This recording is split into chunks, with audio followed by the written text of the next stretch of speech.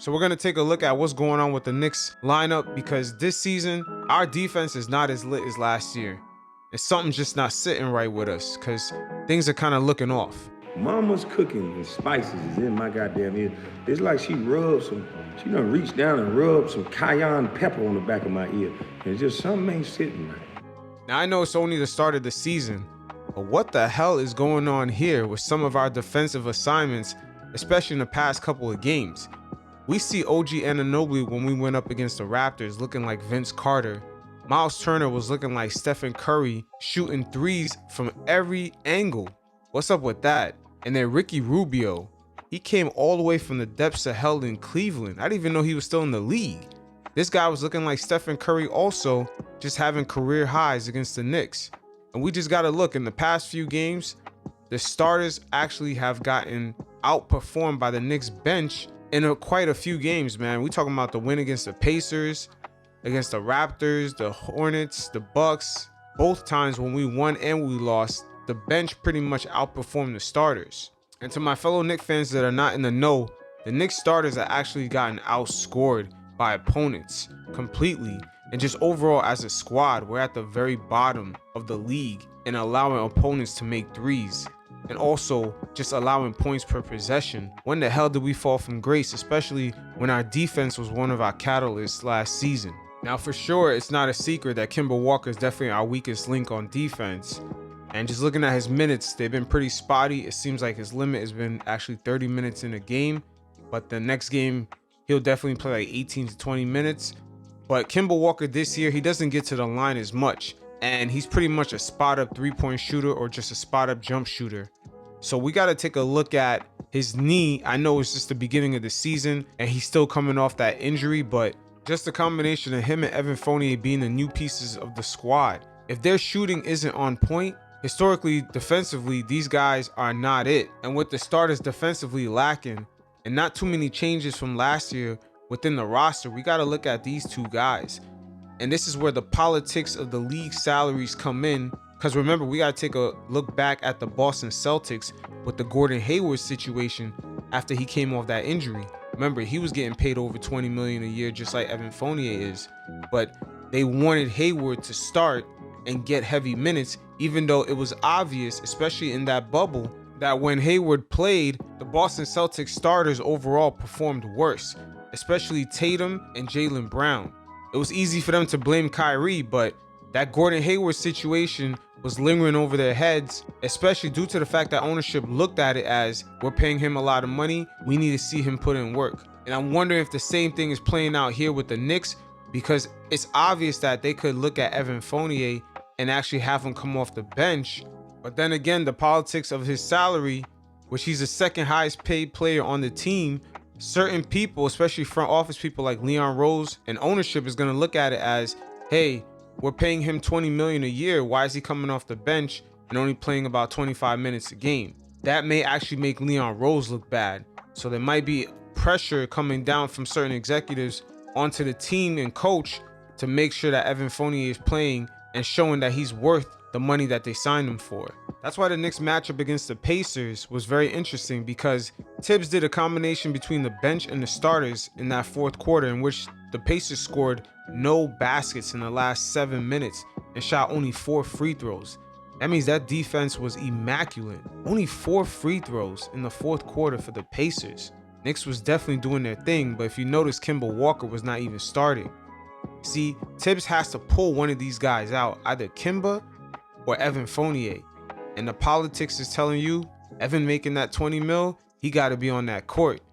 So that's another tricky situation, because it's leaving Thibs with very little wiggle room to not tweak with that bench lineup so much, because we got one of the best benches in the NBA. So Thibs not being able to actually pull Evan out for a certain amount of time because of his salary is beginning to force him to put Rose in there, which really ends up tweaking with the bench lineup, because Rose and Quickly, that combination is a big part of that bench lineup, that spark, that energy. And you begin to see where things start to get a bit tricky, because once again, the Knicks right now do not want to tweak too much with that bench lineup, because the shit is working for us. It's one of the best benches in the league, and Derrick Rose having him on the floor along with that bench is very important. So that's why I think Evan Fournier is the weak link in this unique circumstance in which Thibs can grab him and make a switch, make an adjustment to that starting lineup, while at the same time maintaining that same chemistry with the bench, because the main part of that chemistry is Derrick Rose and quickly, that combination. Now I'm gonna hop back and focus on the Knicks starting five. And just looking at the lineup, I'm noticing a lot of guys are used to having their volume shots in order to get into their groove. Especially Julius Randle. Last season, remember, he ran the point forward position. So the ball was always in his hands, and he was basically facilitating the offense. But this season, his touches are gonna be way down because there's other guys. Especially this season, we actually have a point guard in Kemba Walker who could facilitate the offense. But I'm just wondering if Julius Randle, you see certain spotty games that he has, if the number of touches are starting to affect guys. I mean, even Kemba Walker himself, he's a volume shooter his whole career. This is a major adjustment where he's not really the main guy on this team that should be taking the volume amount of shots. Same thing for Evan Fournier. Most games Evan played in Orlando, he was shooting more than 17 shots per game. Now, for the most part, he has to limit that down to 10 to 12 shots per game. And the same thing for RJ Barrett. In his first few seasons, he's been at least a secondary guy to take most of the shots. Now, this season, he has to dial that back a bit because he has other guys on his team that can contribute, and he may not be used to having a limited amount of volume shots, because we see sometimes RJ, he doesn't get into a groove in the first half. He doesn't let it get to him. And then in the second half, he still has the opportunity to shoot, and then he gets into his groove. This season, that opportunity window may be dialed back a bit. And once again, I'm just wondering if guys haven't yet established who's the dominant player on the team. Whose responsibility is it to take these amount of shots? Who's going to take up this usage? Who's the most efficient? I'm wondering if guys either haven't proven themselves yet, where other guys can trust him. Yo, let him take 17 shots a game. He'll do his thing. Let him take 20. That's on him. He carries the load for the team. I don't think that hierarchy, that pecking order has been established yet. And sometimes out there, we see it look clunky and confusing on the court. And best believe most of the team does understand that Julius should have this workload. But here's another monkey wrench I'm going to throw at you right here. Right now, the Knicks' inability to have a center who's a scoring threat is affecting Julius Randle's game completely. I mean, of course, Noel and Mitchell Robinson is out right now, but just them not having a center who has at least a post game or a jump shot who can stretch the floor, and at the same time likes to play that defense that Thibs likes. Because remember, Thibs likes a guy in the post who could protect the rim. But us not having a guy on the offensive side who has some sort of game that can stretch the floor or just be a threat on the offensive side, it's making it clunky for Julius Randle to get in his offensive grooves and to have an opening to get into the lane. Because not having that threat, teams now could just basically corner Julius Randle into being a certain position where he's getting double teamed, he has nowhere to go. It sort of looks like how it looked like when we faced the Hawks in the playoffs last year.